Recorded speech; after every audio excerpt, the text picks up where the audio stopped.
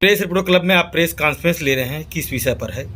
मैं शैलेश जैन हूँ। मेरी जमीन जो है लखनऊ का निवासी हूँ। मैं शैलेश जैन, मेरी जमीन जो है हैंग करके, पटवारी की आईडी हैंग करके किसी दूसरे के नाम पे चली गई है, जिसकी रिपोर्ट मैंने थाने से लेकर के कलेक्टर, आईजी, एसपी, संभाग आयुक्त, संभाग कमिश्नर सभी को दे चुका हूँ। उसके बाद भी कोई कार्रवाई नहीं हो रही है। अब इसके लिए मैं कलेक्टर से 4 बार मिलने गया, चारों बार कलेक्टर साहब मुझसे मिलने के लिए मना कर दिए। उनके पास जाता हूं तो अपने प्यून से बुलवा देते हैं कि ये जाओ डिप्टी कलेक्टर से मिल लीजिए, और वहां जाता हूं तो वहां से मुझे कोई जवाब नहीं मिलता। इसमें कोई कार्रवाई नहीं हो रही है। FIR हुए आज 60 दिन हो गए हैं, उसकी सबकी कापियां हैं, और मैं जितने लोगों को दिया हूँ सबको मेरे पास एक एक वापस नकल मिल चुका है। इसमें सबकी पर्चियां हैं, कलेक्टर, एसपी, CSP,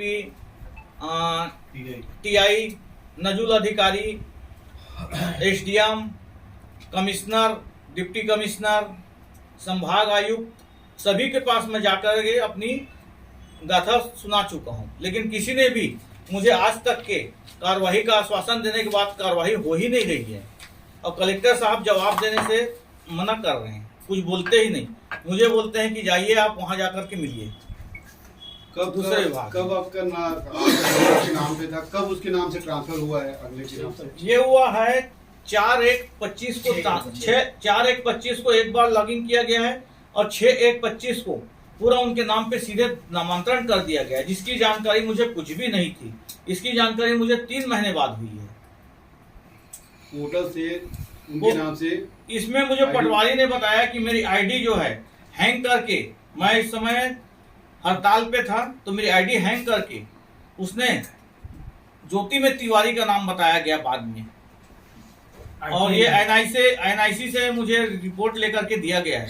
14 पेज का जो रिपोर्ट है पटवारी ने मुझे दिया था, जिसमें नाम मेंशन नहीं था, सिर्फ नंबर मेंशन था। लेकिन थाने से मुझे पता चला कि ये नंबर जो है ज्योति में तिवारी का है। वो कौन है? ज्योति में तिवारी है, कंप्यूटर ऑपरेटर है, ये भुइयां ऑफिस में बैठता है, बाबू है, बड़ा बाबू NIC में। तो ये और अभी मुझे तहसीलदार ने जन सूचना अधिकार जो लगाया था, उसमें तहसीलदार ने मेंशन करके नाम दिया है उसका, ज्योति में तिवारी, और उसने सील साइन करके सब दिया है मुझे।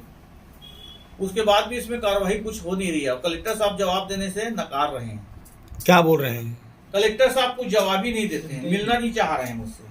पुलिस विभाग के पास गए थे आप लोग, क्या पुलिस बोले? विभाग के पास गया था, SP मैडम के पास गया था। SP ने बोली कि मैंने कलेक्टर साहब को लेटर लिखी हूँ, वहां से कोई जवाब नहीं आ रहा है।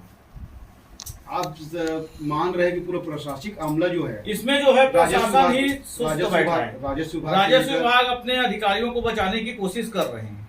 करोड़ों की जमीन पर डिजिटल हमला उजागर। राजनांदगांव के लखोली निवासी शैलेश जैन ने भूया पोर्टल हैकिंग से जुड़ा ऐसा खुलासा किया है जिसने पूरे राजस्व विभाग में हड़कंप मचा दिया है।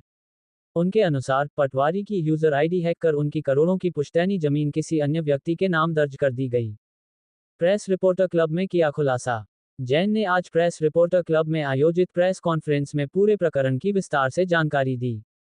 उन्होंने दस्तावेज, तकनीकी रिपोर्ट और NIC का प्रमाण भी सार्वजनिक करते हुए कहा, सच सामने लाते ही पूरी व्यवस्था घबरा गई। 3 महीने तक शिकायत दबाए रखी गई। शैलेश जैन का आरोप है कि हैकिंग की जानकारी देने के बावजूद 3 महीने तक कोई कार्रवाई नहीं की गई।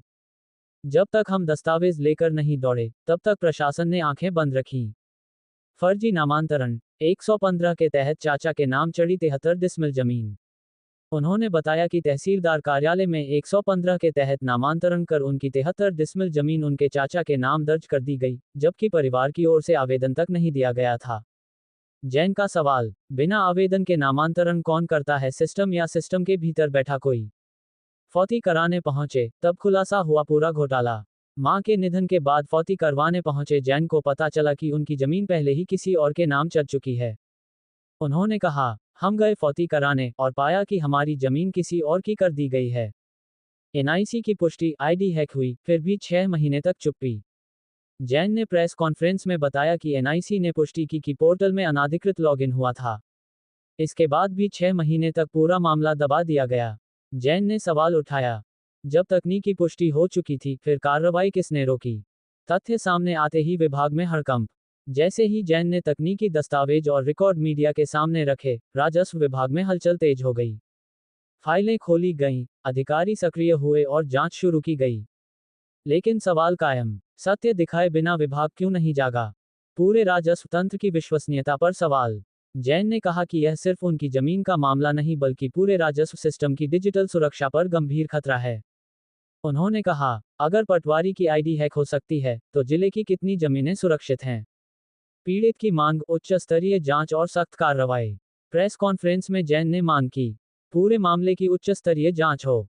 इसमें शामिल हर व्यक्ति की पहचान कर कार्यवाही की जाए।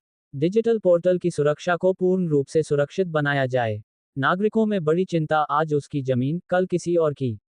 इस खुलासे के बाद आम लोगों में भय और असुरक्षा बढ़ गई है। लोग पूछ रहे हैं, अगर सरकारी पोर्टल ही सुरक्षित नहीं, तो आम नागरिक की संपत्ति कैसे सुरक्षित रहेगी?